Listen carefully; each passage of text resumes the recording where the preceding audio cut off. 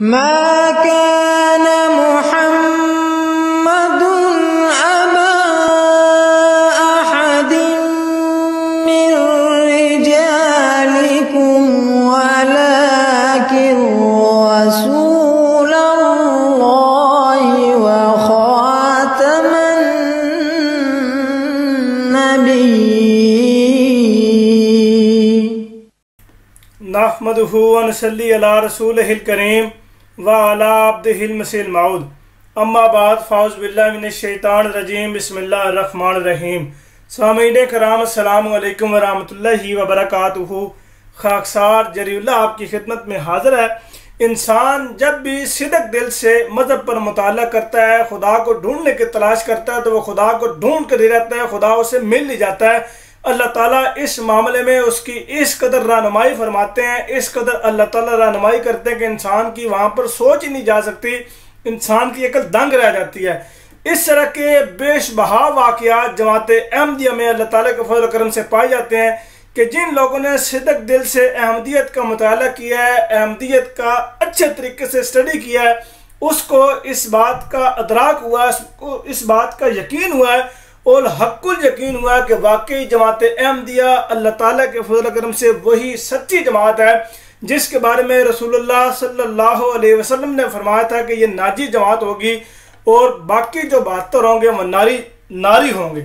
تو جو بندہ بھی صدق دل سے سارے اعتراضات کو، ساری باتوں کو بالائے طاق رکھتے ہوئے غیر جانبداری سے احمدیہ کتب کا مطالعہ کرے گا، قرآن پاک کو صدق دل سے پڑھے گا، ترجمے کے ساتھ پڑھے گا، نبی اکرم صلی اللہ علیہ وسلم کی احادیث مبارکہ کا مطالعہ کرے گا، قرآن پاک کو صحیح دل سے پڑھے گا اور ساتھ ساتھ اللہ تعالیٰ سے دعا کرے گا کہ اے خدا تو نے مجھے سیدھا راہ دکھانا ہے، تو نے مجھے ہدایت پر لے کر آنا ہے، میں ہدایت کا طلبگار ہوں، خدایا مجھے ہدایت نصیب فرما، سجدوں میں رو رو کے دعائیں کرنی ہیں۔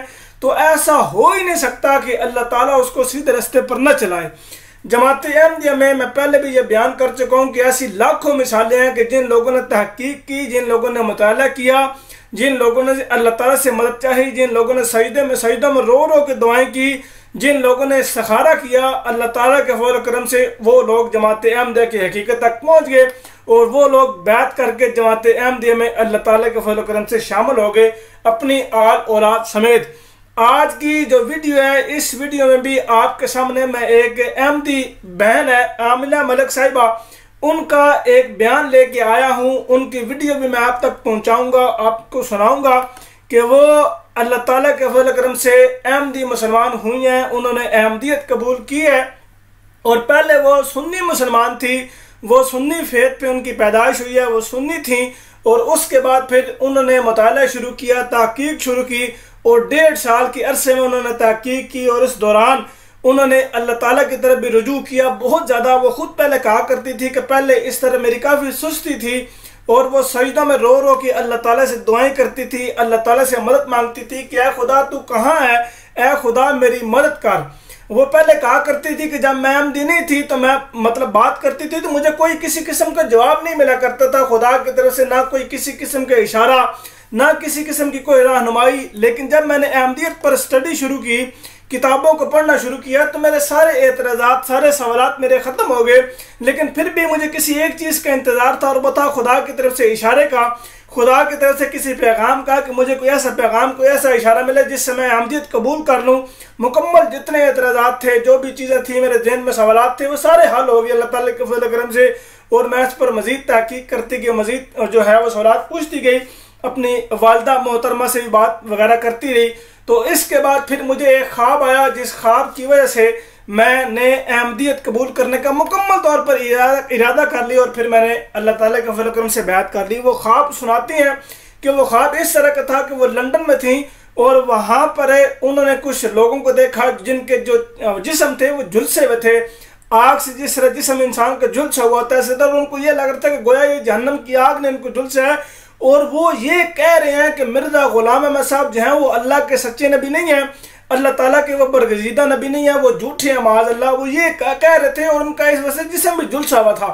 وہ اپنی خواب میں یہ کیفیت بتا دیں کہ ان کی یہ کیفیت تھی کہ جسم مکمل طور پر جھلسا ہوا تھا اور اسی اثناء میں پھر انہوں نے یہ بھی دیکھا کہ وہ سامنے نبی کریم صلی اللہ علیہ وسلم کو دیکھتی ہیں और नबी करीम सल्लल्लाहु अलैहि वसल्लम के पास जाती हैं और उसके बाद फिर वो उनसे सवाल करती हैं मिर्ज़ा ग़ुलाम अहमद साहब कादियानी अलैहिस्सलाम के बारे में कि आया क्या वो खुदा के नबी हैं। तो रसूलुल्लाह सल्लल्लाहु अलैहि वसल्लम उनका जवाब हाँ में देते हैं, सारे हिलाते हैं कि वाकई ये बात ऐसी है जो आपने पूछी है, ये ऐसी बात यह है कि ये अल्लाह ताला के सच्चे और बरगज़ीदा उम्मती और गैर तशीन नबी हैं जो वो ख़ाम में बयान करें। यानी कि जो सवाल उन्होंने किया वो सवाल उनकी उम्मती और गैर तशीन नबूवत के मुतल्लिक़ किया था, तो रसूलुल्लाह ने उनका जवाब हाँ में दिया।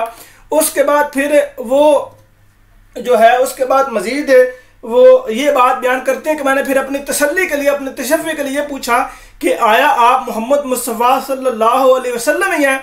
तो उसके बाद फिर नबी करीम सल्लल्लाहु अलैहि वसल्लम ने फरमाया जी मैं वही हूँ। उसके बाद फिर वो कहती हैं कि मैं बैतुल फतूह में गई, मस्जिद में गई, मस्जिद में खलीफत मसीह को ये माजरा सुनाया कि हमारे पास तो लंदन में तो हज़रत मोहम्मद मुस्तफ़ा सल्लल्लाहु अलैहि वसल्लम आए हुए हैं। तो खलीफत मसीह भी वहाँ से आए और फिर नबी करीम सल्लल्लाहु अलैहि वसल्लम के पास पहुँचे और फिर बैत का जो मंजर है वो बैत का मंजर चला और फिर बैत जो है वो खलीफत मसीह नहीं ले रहे, खलीफत मसीह खामिश बैत नहीं ले रहे बल्कि मोहम्मद मुस्तफ़ा सल्लल्लाहु अलैहि वसल्लम बैत ले रहे हैं और उनसे मैं बैत ले रही हूँ और उसके बाद फिर मैं अहमदियत में शामिल हो गई हूँ। ये उन्होंने अपना ख्वाब बयान किया है। अल्लाह ताला के फज़ल करम से मैंने पहले भी ये बात अर्ज़ की है कि जो लोग सिदक दिल से जमात अहमदिया पर तहकीक करते हैं, जमात अहमदिया की स्टडी करते हैं, अपने सारे एतराज़ात को, सारी बातों को बलाए ताक रखते हुए गैर जानबदारी से, ना कि ये दिमाग में सोचना कि यार इनको पुरकुफर का फतवे हैं, ये काफिर हैं, इनकी तहरीरात दुरुस्त नहीं है, ये ऐसे है, गैर जानबदारी से, यानी कि ये फैसला करना ही नहीं, अभी ये सोचना ही नहीं है कि यार ये मुसलमान है, ये गैर मुस्लिम है, बल्कि गैर जानबदारी से मुनसिफाना तौर पर किताबें पढ़नी है। और जो बंदा इस नीयत से किताबें पढ़ेगा, इस नीयत से तहकीक करेगा, इस नीयत से मुताला करेगा, ऐसा हो ही नहीं सकता कि खुदा उसकी रहनुमाई न करे। मैं खुद इस बात की जीती जागती मिसाल हूँ। अल्लाह ताला के फज़ल करम से मैंने भी तहकीक की है, मैंने भी तहकीक करने के बाद अहमदियत को दिलो जान से कबूल किया है, किताबों का मुताला किया है, एतराज़ात को बलाए ताक रखते हुए। बल्कि मैंने तो बाकायदा कई दफ़ा मेरे जहन में ये आता था कि यार ये तो यहाँ पे ये एतराज़ लिखा है, तो जब वो एतराज़ अपनी अलग सी डायरी में नोट करना तो आगे जाके उसी एतराज़ का उसी किताब में जवाब भी मिल जाना। तो इस तरह जो बंदा भी तहकीक करेगा, जो बंदा भी तहकीक करेगा, अल्लाह ताला के फज़ल करम से हिदायत उसका मुकद्दर बन जाएगी। अल्लाह ताला उसको ज़रूर हिदायत से मुनव्वर फरमाएगा, हिदायत उसको अल्लाह ताला अता करेगा। लेकिन जो बंदा पहले ही दिमाग में ये सोचेगा भाई ये तो मुसलमान ही नहीं है, चलो वैसे इनकी किताबें बतौर एतराज़ात के मैं पढ़ता हूँ, उसको क्या हिदायत मिलनी है। हुदल लिल मुत्तकीन हिदायत है मुत्तकियों के लिए जो इत्तका अल्लाह ताला से डरते हैं, जो हकीकत से मुँह मोड़ने वाले नहीं है, हकीकत को एक्सेप्ट करने वाले हैं। अब मैं आपको इख्तिसार से इनका जो इंटरव्यू है वो उन्होंने इंटरव्यू दिया जिसमें अपनी उन्होंने रोदात सुनाई, उसका इख्तिसार से आपको थोड़ा सा खुलासा सुना के आपसे इजाज़त चाहूँगा। अल्लाह हाफ़िज़ नासिर। अस्सलामु अलैकुम वरहमतुल्लाहि वबरकातुहू वमा अलैना इल्लल बलागुल मुबीन। To the point where I would just cry and I would say, and I wouldn't even speak. Like in sujood, I would just, my head would be on the ground and I'd be crying.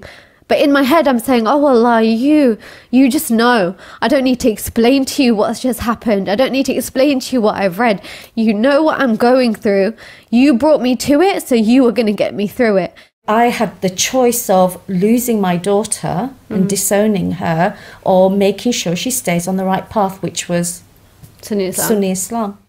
I was born and raised as a Sunni, and I would say my relationship with God was very robotic and quite monotonous. When I was Sunni, it felt very one-sided, that I'm talking, but am I being listened to? And my faith in God never wavered, but it didn't feel like a relationship.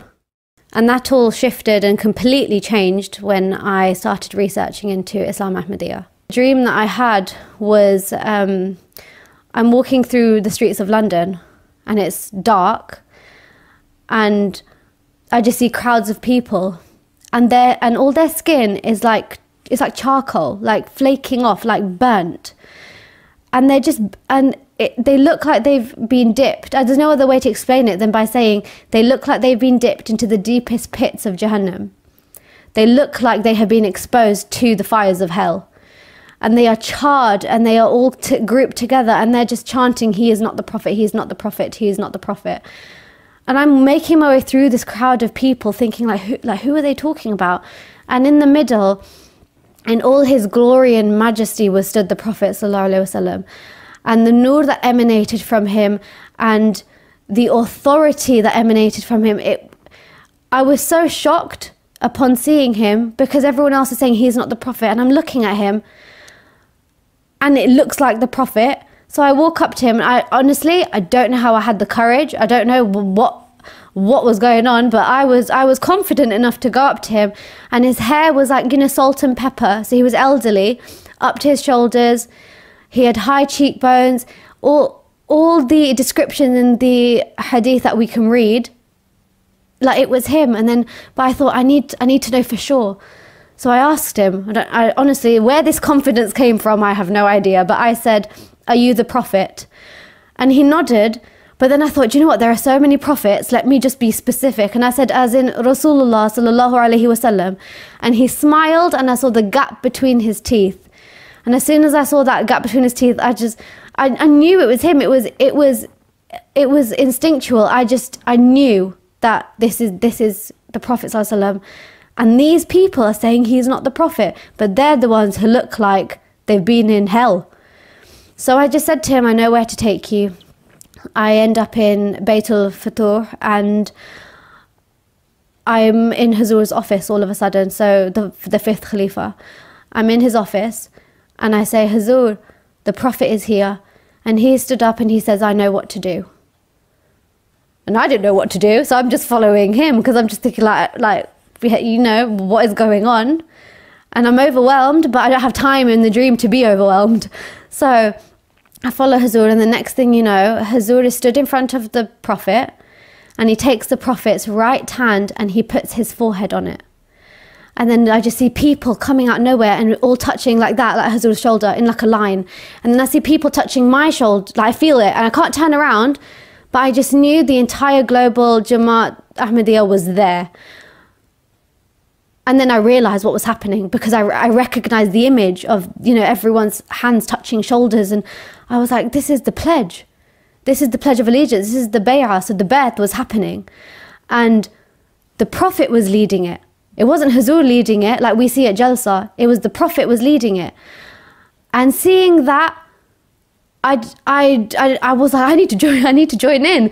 So I was stood on the left hand side of the Prophet, so his hand was towards me. So I just reached out and I just grabbed his hand and joined in. And then after it was completed, I woke up.